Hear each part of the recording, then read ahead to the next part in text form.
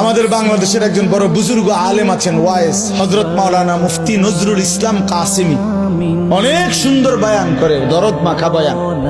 ওনার বয়ান আমি নিজে শুনছি।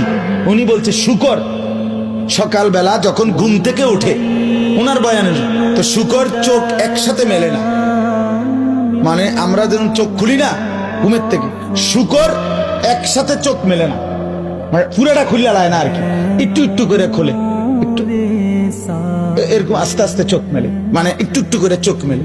উনি বলছেন কিতাবে লিখছে যে শুকর এরকম আস্তে আস্তে চোখ মেলে কেন, একটু একটু করে। শুকর বারবার বলে এই চোখ মেলবার সময়, আল্লাহ আমারে কোনো বেনামাজি কোনো নাফরমান যেন আমার চোখে না পড়ে, এই জন্য আস্তে আস্তে চোখ মেলে। আপনার কোন নাফরমান, আপনার কোন নাফরমান বেঈমান যেন আমার নজরে প্রথমেই না পড়ে, এই জন্য সে আস্তে আস্তে চোখ মেলে। আমি হুজুরের বয়ান শুনছি।